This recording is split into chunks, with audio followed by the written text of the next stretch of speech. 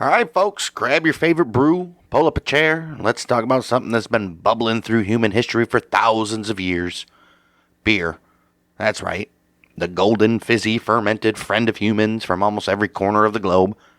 This ancient brew has quenched thirst, sparked revolutions, changed economies, and sometimes led to some questionable karaoke. From prehistoric fermentation to space-age craft brews, beer has been through it all. Beer. Who came up with that?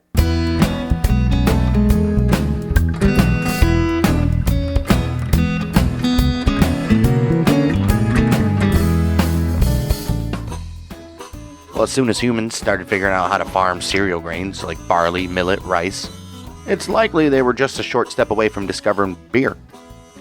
You see, grains with sugars can undergo something called spontaneous fermentation, and that's when wild yeast from the air drops in like uninvited guests at a party and gets to work turning sugar into alcohol. Boom, suddenly you've got something beerish. Now, this probably happened independently all over the world right after early cultures began domesticating grains. And we got the science to back that up. Chemical tests on ancient pottery jars show beer was being made around 3500 BC in what is now Iran. That's over 5,000 years ago. At a site called Godin Tepe in the Zagros Mountains, archaeologists found pieces of a jug that dated back about 5,400 to 5,000 years ago. It had this crusty stuff on it called beer stone, which is a byproduct of brewing. So, yeah, they were definitely up to something boozy back then. But here's the thing, it wasn't just Iran. Over in China, villagers were brewing up their own fermented drinks as far back as 7,000 BC. And what's really interesting is their process looks surprisingly similar to what was going on in ancient Egypt and Mesopotamia. Different continents, same idea. But how did beer come to be? Well, there's a solid chance it was an accident. As author Thomas Sinclair, he says in his book, Beer, Bread, and the Seeds of Change, basically, early humans soaked grain in water to make it into a porridge. Grain alone is kind of chewy and a little tough to digest, so turning it into a gruel, it made it easier to eat. They'd heat it up, maybe to sanitize the water or to make it taste better, and then just leave it. After a few days, wild yeast would sneak in, kickstart fermentation, and voila! Suddenly this bland porridge, it turned into something bubbly and boozy. In fact, some of the earliest solid evidence of fermentation comes from Israel. This is even further than the rest, where archaeologists found residue from a 13,000-year-old beer. 13,000 years. That was found in the Rakafet cave near Haifa. And it was thick, more like a beery porridge than a crisp lager we know today. But it was definitely beer, and it was used for ritual feasting by a people called the Natufians. Eventually, beer started showing up in writing. The first written records come from Mesopotamia. That's ancient Iraq today, if you guys didn't know. And we're talking about 3,900-year-old Sumerian poems that honored Ninkasi, who was the goddess of brewing. One poem actually contains a recipe. It goes, Ninkasi, you are the one who pours out the filtered beer of the collector vat. It is like the onrush of the Tigris and Euphrates. Back then, beer wasn't just for relaxing after a long day. It was currency. About 5,000 years ago in Uruk, workers were actually paid in beer. That's right. No checks, no Venmo, none of that. Just a big jug of suds. Even the Epic of Gilgamesh gives beer a shout-out. When the wild man Enkidu is introduced to civilization, one of the first things he's given is, you guessed it, beer. He drinks 7 pitchers, and then the story says, his heart grew light, his face glowed, and he sang out with joy. That sounds like a mighty fine Saturday night, if you ask me. Well, jump ahead to February 2019 in Cambridgeshire, England. Archaeologists doing road work, they actually dug up some of the earliest physical evidence of beer brewing in the UK, which is over 2,000 years old. Fast forward again to 2021, another team in Egypt uncovers a massive 5,000-year-old beer factory in Abydos. It dates back to the King Narmer, who was one of Egypt's earliest rulers.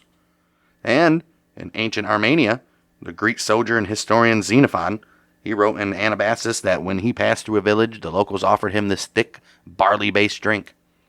They drank it with hollow reeds, like ancient straws. He said it was super strong and not exactly for beginners. Beer was everywhere. In Egypt, it was part of the daily rations for pyramid builders, 4 to 5 liters a day. It was food and hydration in one. Some even say the manna from heaven mentioned in the Bible might have been a type of thick porridgey beer. Yeah, talk about some divine delivery service. With Sumerians, they drank thick beers using long straws to avoid bitter solids. The Thracians, they made their version and called it Brutos. The Romans, they had cerevisia, which they got from the Celts. And though they preferred wine, Roman soldiers stationed up north sometimes wrote home asking for more beer. We know that because of a letter found at Vindolanda in Britain. A Roman cavalry officer politely asked his commander for another shipment of beer because the last one ran dry. It turns out beer wasn't just for fun, it was for medicine too. The ancient Nubians used it as an antibiotic. Scientists even found traces of tetracycline in their bones, which came from the beer. We've got receipts for that. One tablet from around 2050 BC records the purchase of best beer from a brewer in Umma, which is a city in ancient Iraq. Even the brewers themselves were mostly women, at least in Mesopotamia, that is. Brewing was highly respected, and it was the only profession under the protection of female deities like Ninkasi, Ceres, and Siduri. They even used a special twice-baked barley bread called bapir just for brewing. And they learned pretty quick that reusing the same fermentation container had helped make more consistent beer, so brewers could carry their tubs with them on the move. In Syria, at a site called Ebla, tablets dating back to 2500 BC, it showed beer production was thriving. And in Babylonia, brewing wasn't just a woman's work, it was priestess work. Some beers were even reserved for religious ceremonies. By 2100 BC, the famous Babylonian king Hammurabi, he put tavern laws into code. So, yeah, even back then, there were rules for running a proper pub. In India, the Vedas and the Ramayana mention a beer-like drink called Sura. It was a drink of choice for the god Indra. Other rice-based beers like Madaka and Prasanna, they show up in early writings as well. But let's bring it back to Egypt for a second. The pharaohs, they were drinking beer over 5,000 years ago. It was made from baked barley bread and used in religious rituals. The Greek playwright Sophocles, he even had opinions on beer moderation. He thought the ideal Greek diet included bread, meats, vegetables, and beer. The Greeks called it zithos. They even made a strong version known as barley wine and kept it in gold and silver vessels. Let's not forget Britain. During that massive upgrade of the A14 highway, archaeologists found beer residues that predate the Roman invasion. The local tribes were already brewing a beer called Kermi. The Romans, they didn't introduce beer to Britain. They found it already frothing. By the Middle Ages, beer culture was a booming. Brewers' guilds, they would pick patron saints. In France and Flanders, they had Arnulf of Metz and Arnulf of Oldenburg. Belgian brewers, they loved them both, especially Arnulf of Soissons, the patron saint of hop pickers. Christian monks, they got in on it too. Monasteries brewed beer for pilgrims and travelers. Charlemagne himself thought beer was essential to life, and he probably even trained some brewers personally. So next time you crack open a cold one, just remember, you're sipping on a drink with a 13,000-year-old backstory. From ritual caves and goddess hymns to pyramid workers and Roman soldiers, beer's been there for all of it.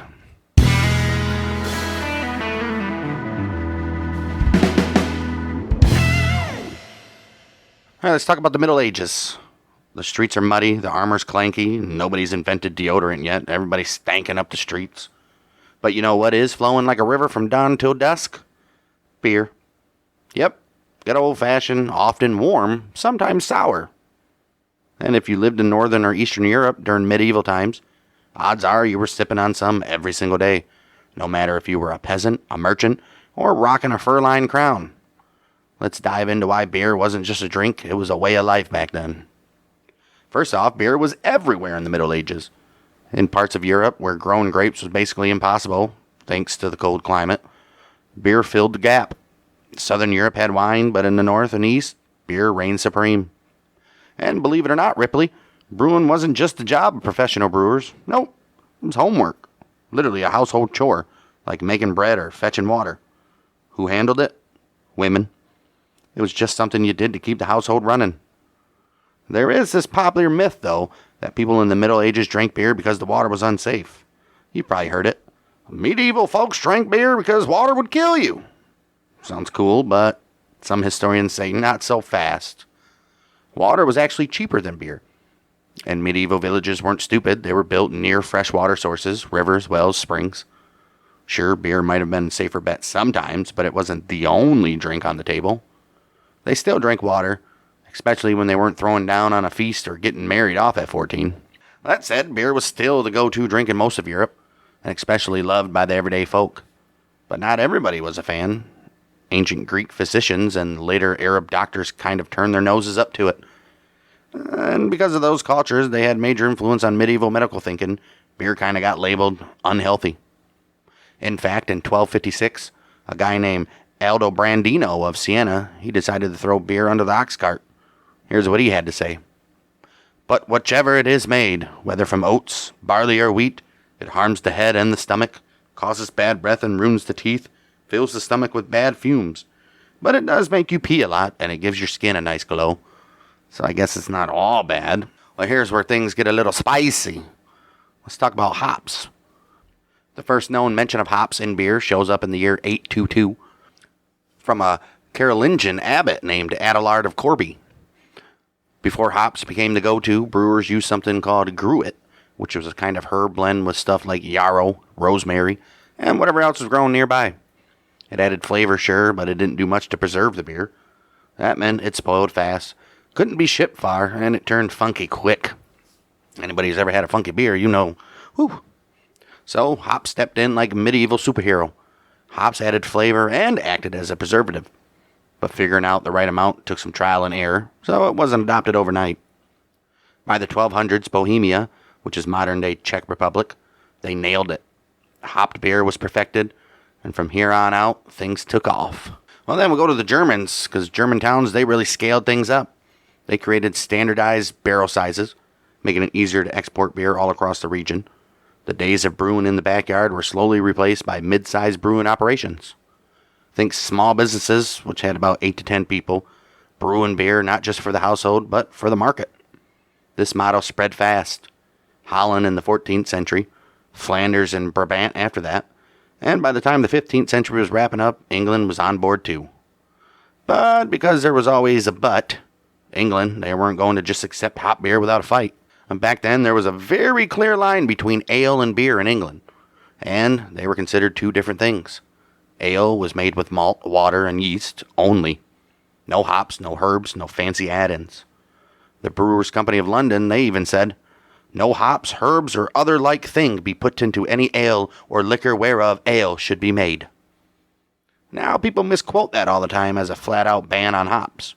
But really, it was just saying, hey, if it's got hops, call it beer. If it doesn't, it's ale. Still, some folks weren't thrilled about this whole hopped beer thing. There's this amazing quote that breaks down English opinions on the matter. And honestly, it's a little extra, but bear with me here. It says, ale is made of malt and water. Ale must be fresh and clear, not ropey, not smoky, no weft or tail. Barley malt makes better ale than oat malt. Beer is a cold drink. It makes a man fat and inflates the belly, as can be seen on the Dutchmen's faces and bellies. But when it comes to ale, as always, time and taste, it wins. By the 1500s, the word ale started to evolve. It no longer just meant hop-free beer. It started to mean strong beer in general. And pretty soon, everything had hops in it. Ale, beer, it all got blended together. There's even a cheeky little verse that showed how much things had changed. According to English antiquary John Aubrey, it went, Greek, heresy, turkey cocks, and beer came into England all in a year. That year is 1524, year 15 of Henry VIII's reign. So apparently, along with religious upheaval and some very loud birds, beer made a serious entrance. Now, while all of this was going on, something else was brewing in Bavaria, something that would have a huge impact on the beer history. In 1516, William IV, Duke of Bavaria, he passed a law called the Reinheitsgebot, the German beer purity law, and it was serious. The law stated that beer could only be made with 3 ingredients: water, barley, hops. That's it. No fruit, no herbs, no fancy additives, just the essentials. Yeast wasn't even on the list yet, because back then they didn't even know yeast was a thing. It wouldn't be added until 1857, after Louis Pasteur, he figured out what fermentation really was. This beer law had stuck around a long time. When Germany unified in 1871 under Otto von Bismarck, the purity law became national. It was updated over time, but it stayed a symbol of quality and tradition. Even today, you'll find brewers bragging about following the Reinheitsgebot, though some modern folks argue it's a bit restrictive for creativity. Let's talk about fermentation for a second. Most medieval beers were top fermented. That means the yeast did its thing at warmer temperatures and floated to the top of the brew. It was the classic method for centuries.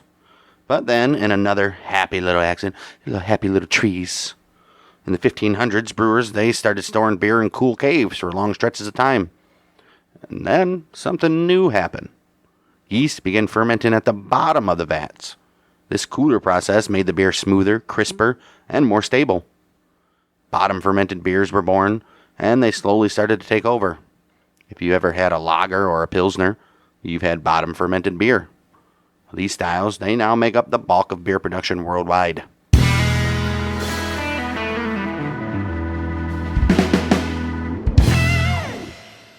Alright, let's take a little detour from the medieval Europe and head east, far east, to a place where hops were unknown, barley wasn't always king, and the magic of fermentation had a totally different twist over here.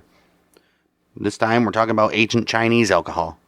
Yep, that includes the roots of sake, and how the path to beer looked very different in East Asia than it did in the West. Now, the Chinese, they were brewing alcoholic drinks way back in the prehistoric times. We're talking ancient tombs and archaeological sites confirming that alcohol wasn't just on the menu, it was already being crafted with some serious intention. But here's where it gets interesting. While malted grain like barley was used, it didn't stick around as the primary method. Why? Because to the early Chinese brewers, the malt conversion process just wasn't all that efficient. Instead, they came up with something smarter, more elegant, and honestly kind of genius. They cultivated molds. Specifically, they grew them on cooked rice. The result, something called zhuku in Chinese or kochi in Japanese. This molded rice did all the heavy lifting. Once added to cooked rice, the mold broke down the starches and converted them into fermentable sugars. No need for malted barley, no husks, no long germination process, just steamed rice, mold, and microbes. And not only was this process efficient, it also left behind a flavorful byproduct called zhuzhao, the rice dregs from fermentation. Instead of tossing it, Chinese cooks started using it in sauces and dishes, sort of like how we use wine in the Western cuisine. This wasn't just brewing, it was sustainable brewing with culinary perks. Now, unlike Europe, where hops help beer last longer, hops they didn't grow in East Asia, which meant malt-based drinks spoiled quickly. So over time, brewing with malt fell out of fashion in China. By the end of the Tang Dynasty, malt pretty much disappeared from the Chinese brewing story altogether. Instead, rice became the go-to. And so dominant was rice-based fermentation that even fruit wines, things like grape or plum wine, they were mostly imports. Domestic alcohol, that was rice all the way. But here's where it gets a little fuzzy in the definitions department. Technically, some people argue that Chinese mizu and Japanese sake, they're actually more like beer than wine. Why? Because they're made by converting starch into sugar first, just like beer, and not from fruit sugars like grape wine. But in practice, most of us call these drinks rice wine. And in Chinese and Japanese, the word for any alcoholic drink, zhu or sake, it covers all of it anyway. Beer, wine, spirits, it's all just sake. Let's zoom out for a second and take a look at the earliest evidence of beer making in China we mentioned earlier. Like we said, it goes back about 5,000 years to a site called Mijiaya. Yep, people were fermenting grain in China around the same time the Sumerians were singing odes to their beer goddess in Mesopotamia. But China, they weren't the only place doing things differently. Let's hop over to the Pacific Islands. Some cultures, they had another wild but surprisingly effective way to kickstart fermentation. Human saliva, spit. It's a practice similar to chicha in South America. In these communities, people would chew up starchy stuff like cooked grain, then spit it into a fermentation pot. Sometimes they'd chew and spit directly into the vessel. Other times they'd spit into a pot that already had cooked grains or roots in it. Why? Well, because saliva contains enzymes that break down starch into sugars. And once that happened, wild yeast would do the rest. And there you go. You got an alcoholic drink. Does this count as beer, though? Well, that's up for debate. Just like the rice-based liquors we talked about earlier, this saliva method doesn't involve malting. Plus, many of these brews were made from things like yams, taro, and millet, not your usually barley or wheat. In Taiwan, some indigenous tribes, they even took it a step further. They distilled the spit-fermented liquid, turning it into a clear liquor. But here's the catch. Since these tribes didn't develop written records, we don't know exactly how far back this goes. Was it invented locally, or was the method brought over by Han Chinese migrants? It's hard to say. But what we do know is that these practices often involve millet, which is a grain native to northern China. So the mainland origin theory, it checks out. At least probably. Let's go forward a few millennia. It's now the 1800s, and colonial India is heating up under British rule. In 1855, an Englishman named Edward Dyer, he set up shop in the Himalayan mountains, founding what would become Asia's first brewery in Kasauli, India. The company was named Dyer Breweries, and it laid the groundwork for industrial beer production across the region. Fun fact for you guys, that company still exists today, but it's now called Mohan Meakin, and it's no small operation. It's part of a large conglomerate with fingers in everything from distilleries to food production. So when we talk about beer spreading across the globe, we're not just talking about German monks and English pub crawlers. From rice molds and fermentation dregs to human spit and mountaintop breweries, the story of beer stretches across every corner of the map, and then some.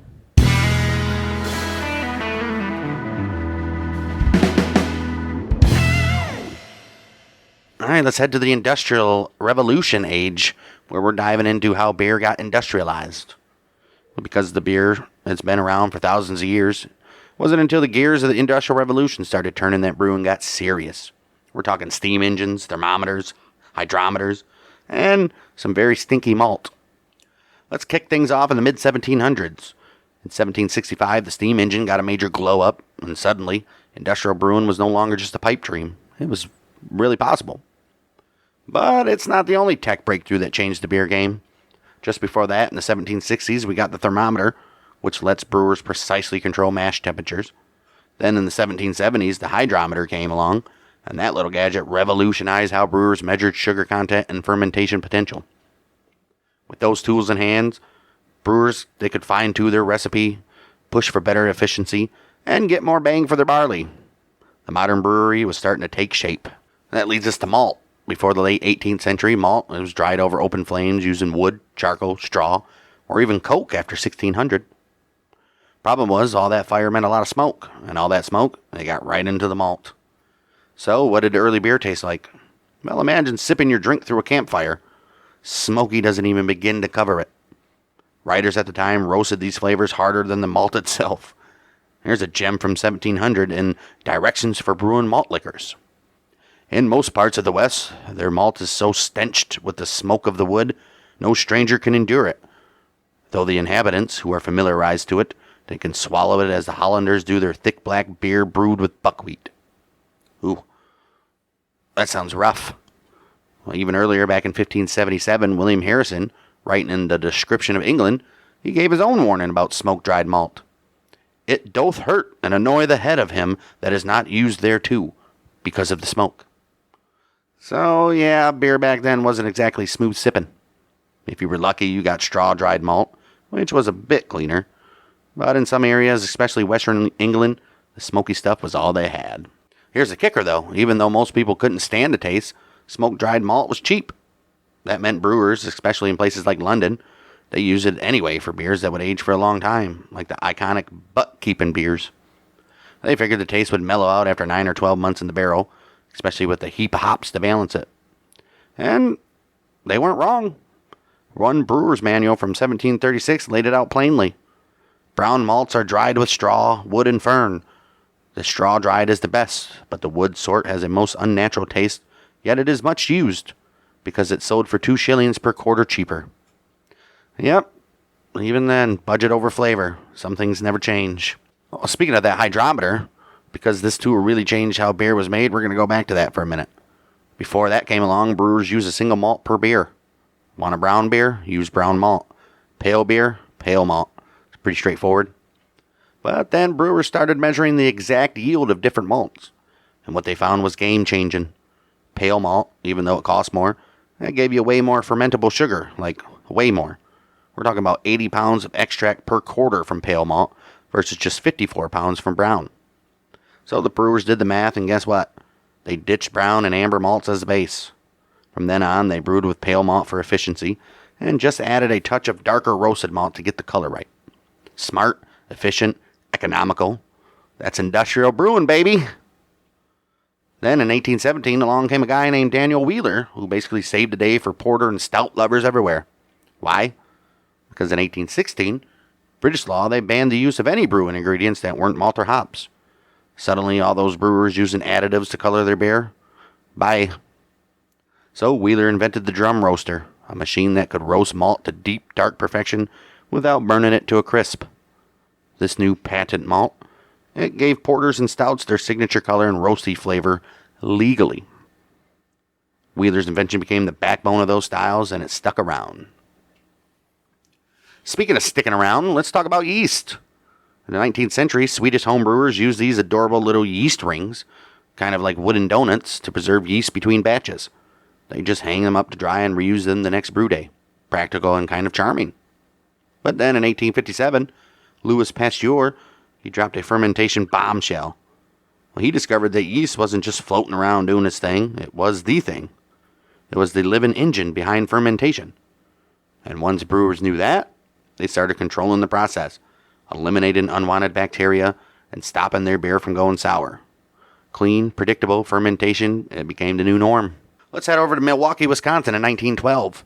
The Joseph Schlitz Brewing Company, they did something we now take totally for granted. They started using brown bottles. Why? Because sunlight messes with beer. UV rays react with hops and create that dreaded skunky smell. Brown glass blocks the bad rays and protects the beer's flavor. Schlitz's innovation spread fast.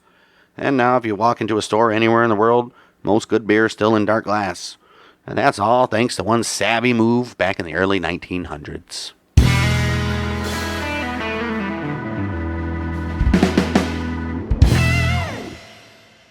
All right, let's wrap this up by taking a look at the modern times and what we got going on today in the world of beer. Let's start over in Europe, because when it comes to beer, the old world never stopped pouring. In countries like Germany, Belgium, Austria, Ireland, and the UK, beer, it ain't just a drink, it's a cultural institution. Same goes for France, the Scandinavian countries, Poland, Spain, and of course the Czech Republic. That's where beer is practically considered a national treasure.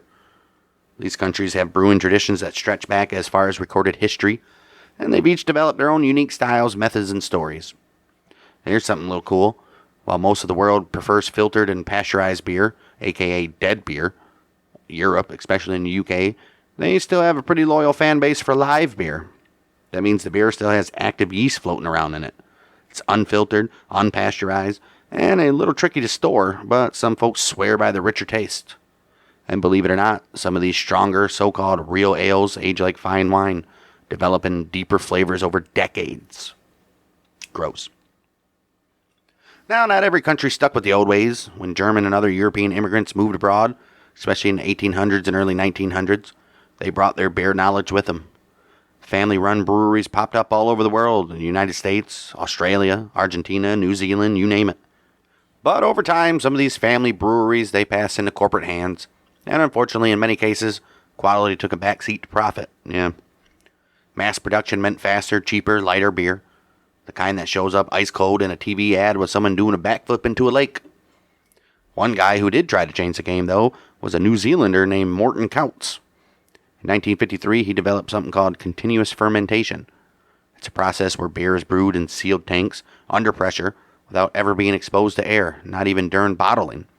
This helped prevent contamination and sped things up a ton. He patented the method, and it made its way to the US, the UK, but today it's mostly still just used in New Zealand. Despite all the tech upgrades, many brewers today intentionally stick to the old ways. Take Marston's Brewery in Burton-upon-Trent, England. They still use open wooden fermentation vessels called Burton Union sets to give their beers that signature flavor. Meanwhile, in Belgium, lambic brewers, they literally open the windows and let wild yeast from the air drift into the brew. It's funky, unpredictable, and a whole lot of tradition in every glass. These brewers, they protect their beer from spoilage by using natural CO2 from fermentation as a barrier against oxygen. It's a clever trick that's been used for generations. Today's global beer scene is a mix of old and new. You've got everything from spontaneous fermented Belgian lambics to clean, crisp German lagers to cloudy wheat beers, bitter UK bitters, rich Irish stouts, and a growing number of crazy American creations like chili beers, cream ales, and double IPAs that practically punch you in the taste buds. It's a big old world out there. The beer world is no exception. We're talking multinational corporations, regional microbreweries, brew pubs, home brewers, and craft collectives. Thanks to advances in refrigeration, international shipping, and of course the internet, you can now sip a lager brewed in Tokyo, a pale ale from Oregon, and a sour from Berlin, all from the same fridge. We haven't talked about the United States much. Let's talk about it, because its beer journey, it's a little bumpy. Back before Prohibition, America had thousands of breweries. The beers were heavier, maltier, and more traditional than what most Americans are used to now. But in 1920, the hammer dropped. Prohibition killed off most breweries almost overnight. Some switched to soft drinks, some vanished completely. And the ones who went underground, well, they watered down their beer to stretch the profits. That thin, weak beer, it caught on. Not because it was great, but because it became what people were used to. And that trend stuck, especially once mass marketing took hold. After World War II, it was a game of consolidation. Big companies bought out small ones, not to keep their beer, but just to get their customer base. Breweries were shut down, recipes disappeared, but production numbers, they skyrocketed. Here's a wild stat for you. From 1870 to 1895, beer output in the U.S. went way up, but the number of breweries dropped by nearly half. It was all about scaling up. By 1895, 16 breweries were turning out over 250,000 barrels each, while smaller brewers were left with the dust.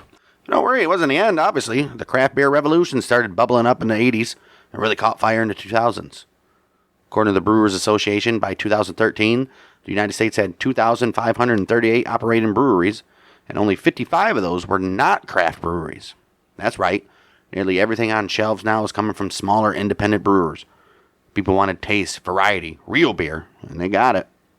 From hoppy West Coast IPAs to milk stouts in Brooklyn to farmhouse saisons in Montana, the American beer scene is finally as weird, creative, and diverse as it used to be, and probably even more now.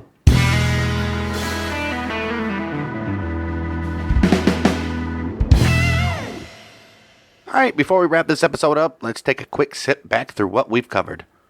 Today, we saw how Europe's brewing tradition stayed strong through the centuries, with countries like Germany, Belgium, and the UK sticking to their time-honored methods, from live yeast ales to wild fermented lambics. We talked about how industrialization and prohibition shook things up, especially in the United States, where big beer went corporate, but craft beer made a serious comeback. We looked at innovations from Morton Kautz's continuous fermentation system to the iconic brown beer bottle, and how modern brewing still balances old school tradition with new school tech.